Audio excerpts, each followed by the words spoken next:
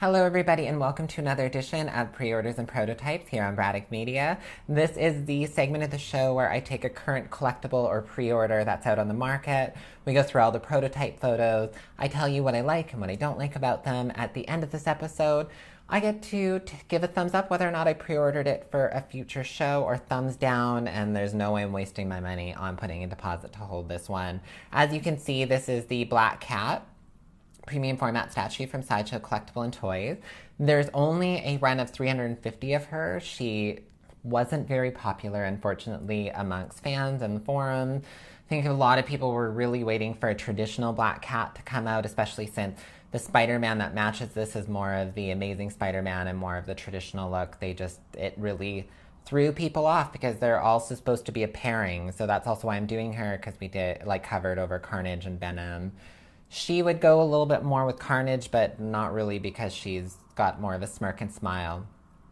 So yes, anyways, $499.99 US, a little expensive from what I would have considered for. I would have thought she would have been more in like the $390 kind of range. She's 22 inches tall, so she's going to have a lot of presence. 14 inches wide, so she's over a foot with her hands kind of out.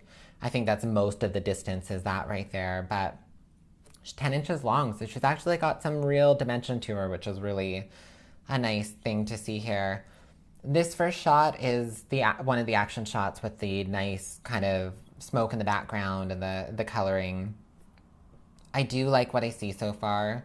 Obviously, you can't really tell a lot from these ones. I like the more gray background, which this next shot here you can kind of see. I love the detailing on these cuff pieces and the way that how much they come off, the way that they're angled. Really beautiful. You can see they're not making a non-exclusive from what I understand on this one. It's only going to be exclusive. It's only going to be this run. This does make for more of a rarity to the statue, and she will sell out, and then it will be harder to find her. These tufts, really should have been white. They should have totally been white. There's the biggest complaint on the forums, and I am right there with fans on this one for sure. It just doesn't look right to me. I might be totally wrong. This may be an actual full-on outfit from a comic, but I do not remember seeing this version of Black Cat anywhere. I tried looking for her, but I just couldn't come up with anything. The bag, which would have been the exclusive hand, is a little bit, looks like a lunch bag. They could have made it a little more of value. I mean, it is Felicia Harding. So, unless this is supposed to be a different person and a different version in a different world of Black Cat, and I could have totally gotten that wrong. This is a full shot of her. I really love this. This outfit is 80s biker meets X-Men meets Black Cat. And I know that sounds weird to some people, but I love it. I think this is really cool, and this is actually something I would cosplay, and I love it. I think it's really cool. I love the yellow detailing in here. Totally touched my mic, probably heard a bunch of crackle snap there. The base, I get it. They did it to match with the Spider-Man and the Venom and the Carnage. It's not so bad with her. It makes sense with the angle of her boot, the way she's coming down on it. I think the whole pose of this statue is really beautiful and really elegant, and I like it a lot. This next shot here is the one that we started off, the little mini poster for her. Beautiful. There's something about this face on this statue that really I dig. Again, I think it's because Sideshow has had so many, I don't want to say fails, but for the women's statues in the last little while, they're just no expression in their face. They look like they're stunned, and it doesn't make sense because they have these epic poses, these epic bases, and all this stuff going on, and then they just look like, and nobody wants that from their statues. It's action, it's superheroes, you want dynamic and you want depth. Next shot here is not my favorite. This is all super dark. It makes no sense why they even had this shot. I guess it's because they're just trying to show you the side of her face, but no one would pose it on this angle because it doesn't really make sense. This next shot here is just kind of the bigger version of the little mini poster there. I dig it. I do really love her hair. This next shot is almost the same thing. A little bit turned more. You have the apple. I love this costume. I love the different textures on it. I think it's really neat that they've gone with this kind of like waffled leather look, but you know, full leather in different parts. It's really unique and really different. I think that's a whip around her waist, but I don't remember the Black Cat ever having a whip. So again, that maybe is just something new for this edition of this comic. As I said, I couldn't find anything online, which was really surprising. This next shot here is, yeah, another little bit turned more so from the apple. And then this one again, which is the no one would pose it like this. I have to admit, though, if the head was actually facing forward in this shot, I would actually have almost liked that better. I think that would have actually suited this statue more and would have looked a little bit more... Actually, it would have been way better. So here's a back shot of her. Of course, her butt looks great. I am happy that this is not a fabricated costume and that this is actually a painted on leathery PVC kind of look. I wouldn't have wanted it to be. The pipe detail on the back of the statue actually is really cool.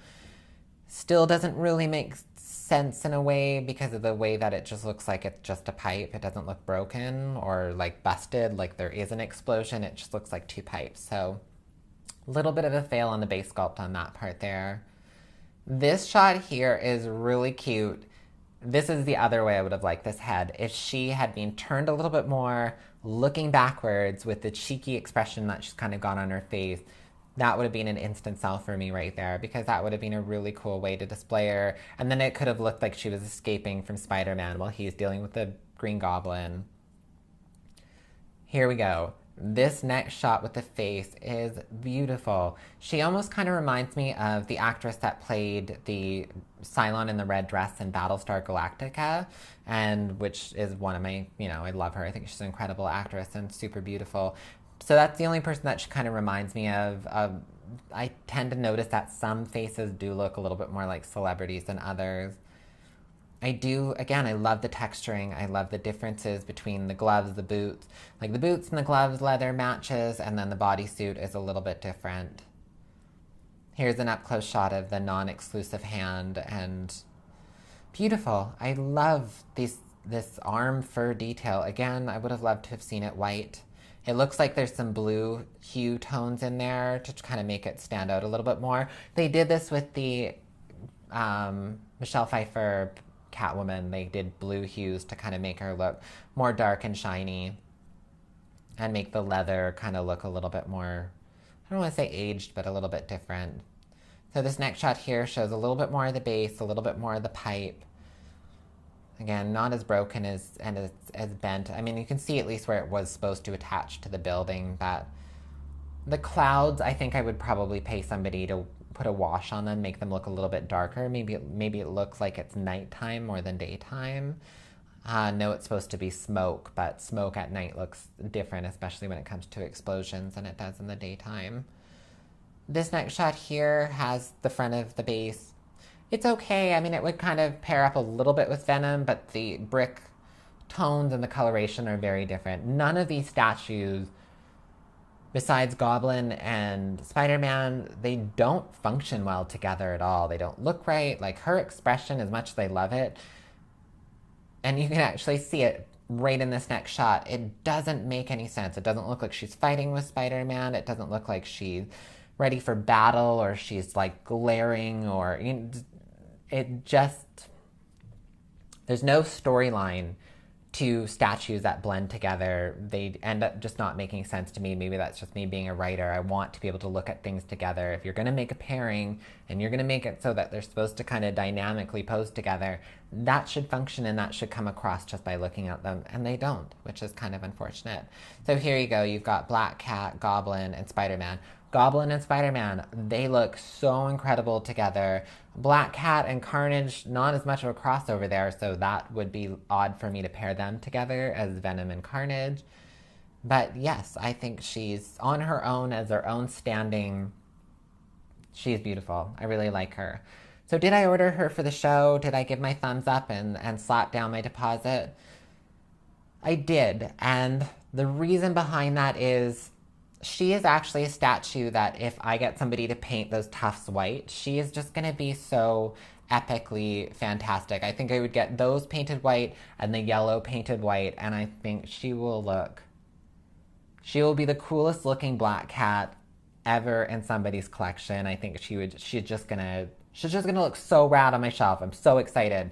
So yes, obviously that may bring her value down or bring her value up, depending on if I ever want to sell her again. But she's rare, 350, that's not a lot that are going to be out there, and then there's going to be breakage, and then there's going to be other things. So she in herself is going to be a piece that I think will actually be sought after at a certain point, but maybe only after she gets painted in the way that I want to paint her. So this is a weird one, to pay that much money for a statue and then pay somebody to paint it after that, but it's going to be worth it to me. So yes, thumbs up on her. She's going to be coming next year, I think, towards December of this year. So maybe January of next year on the show. So we'll get to review her, and then I'll get to review her once I get her back from being painted, which will be even more exciting. So yes, thank you for tuning into Pre-Orders and Prototypes, and I will see you all on next week's show. Leave a comment in the comment section. Make sure to subscribe. Share this on your social media if you enjoy these episodes, and I will see you all next week. Thanks, everyone.